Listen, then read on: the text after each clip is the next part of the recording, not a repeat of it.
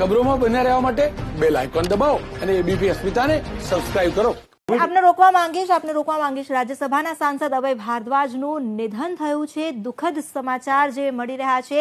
ચેન્નઈમાં અભય ભારદ્વાજની સારવાર ચાલી રહી હતી એમજી હોસ્પિટલમાં અને ત્યાં તેમનું દુઃખદ નિધન થયું છે। તેમના પરિવાર પર પણ શોકનો માહોલ છે અને આગ ફાટી પડ્યું છે।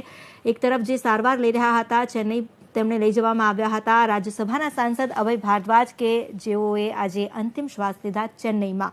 તેમની સારવાર જે ચાલી રહી હતી ફેફસામાં અને જે રીતે ઇન્ફેક્શન વધ્યું હતું તેને લઈને તેમને ચેન્નઈની એમજી હોસ્પિટલમાં લઈ જવામાં આવ્યા હતા અને ત્યાં તેમની સારવાર ચાલી રહી હતી। પ્રધાનમંત્રી નરેન્દ્ર મોદીએ પોતાના ટ્વિટર હેન્ડલર પર આ પોસ્ટ કરી છે અને શ્રદ્ધાંજલિ પણ વ્યક્ત કરી છે। રાજ્યસભાના સાંસદ ગુજરાત તરફથી શ્રી અભય ભારદ્વાજજી જેઓને એક વિશેષ distinguished lawyer and remained at the forefront of serving society સમાજ માટે પણ તેમણે જે યોગદાન આપ્યું હતું તેને યાદ કરતા પ્રધાનમંત્રી મોદીએ ટ્વીટ કર્યું અને સાથે જે દુઃખ વ્યક્ત કર્યું છે કે આપણે એક એવો વ્યક્તિ ગુમાવ્યો છે જેણે રાષ્ટ્રીય વિકાસમાં ખૂબ મોટો અને મહત્વનો ફાળો આપ્યો હતો। તેમના પરિવારજનો સાથે પણ સંવેદના વ્યક્ત કરી અને મિત્રો અને પરિવારને આ દુઃખની ઘડીમાં પ્રભુ શક્તિ આપે તેવી પ્રાર્થના કરી છે। રાજ્યસભાના સાંસદ અભય ભારદ્વાજ જેઓની ચેન્નઈમાં સારવાર ચાલી રહી હતી પ્રધાનમંત્રી મોદીએ પણ અભય ભારદ્વાજના નિધન પર દુઃખ વ્યક્ત કર્યું અને ટ્વિટર પર પોસ્ટ મૂકી છે। જે વ્યક્તિએ સમાજને આટલું આપ્યું અને અત્યારે આપણે તેમના જવાનું દુઃખ અનુભવી રહ્યા છીએ। એક એવું વ્યક્તિત્વ કે જેણે હંમેશા રાષ્ટ્રના વિકાસ માટે વિચાર્યું અને પોતાનું યોગદાન પણ આપ્યું। આવું એક વ્યક્તિત્વ આપણા વચ્ચે હવે નથી રહ્યું। Condolence to his family and friends, ઓમ શાંતિ। પ્રધાનમંત્રી નરેન્દ્ર મોદીએ આ ટ્વીટ કર્યું છે। ચેન્નઈમાં તેમની સારવાર ચાલી રહી હતી અને ચેન્નઈમાં જ એ આશા પણ હતી કે હવે તેઓ સારવાર બાદ સ્વસ્થ થઈને પરત ફરે, પરંતુ એક દુઃખદ સમાચાર ચેન્નઈથી આવ્યા છે। તો અભય ભારદ્વાજ જેમની ચેન્નઈમાં સારવાર ચાલી રહી હતી અને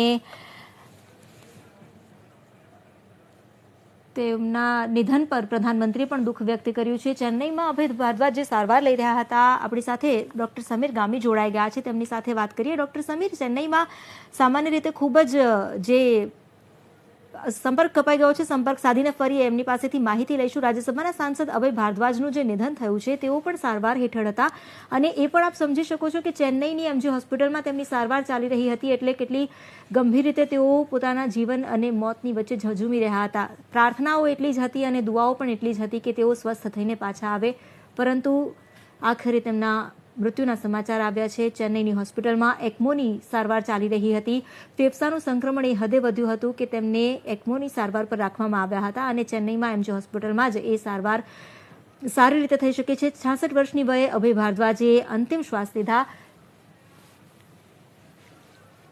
ચેન્નઈની હોસ્પિટલમાં એક્મોની સારવાર ચાલી રહી હતી।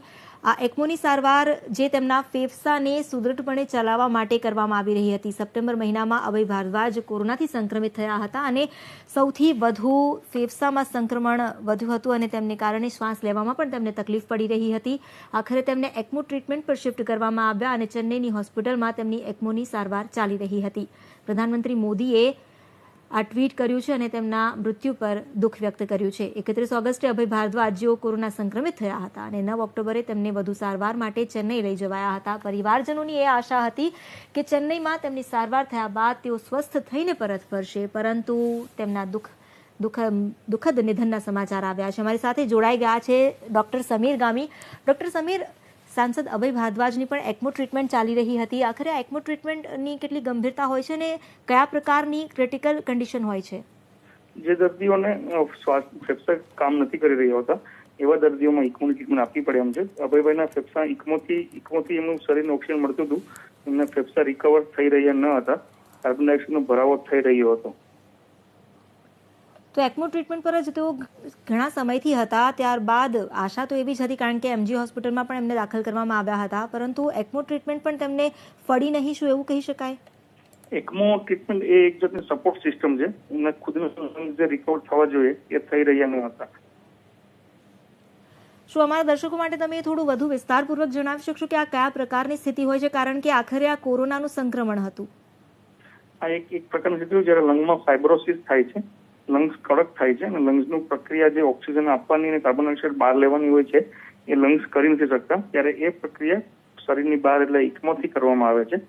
એ ઇકમો શરીરની બહાર પ્રક્રિયા કરી શકે, પણ ફેફસા જે રિકવર થવા જોઈએ દર્દીને જાતે જ રિકવર થાય, કોરોનામાંથી રિઝોલ્વિંગ ફાઇબ્રોસિસ થાય, એ પૂરતા પ્રમાણમાં ન થાય તો દર્દી ઇકમો પર જ લાંબા સમય સુધી રહે અને એમાં જો સેકન્ડરી ઇન્ફેક્શન લાગે, કિડનીમાં કોઈ ઇન્ફેક્શન લાગે તો દર્દીનું મૃત્યુ થવાની શક્યતાઓ હોય છે.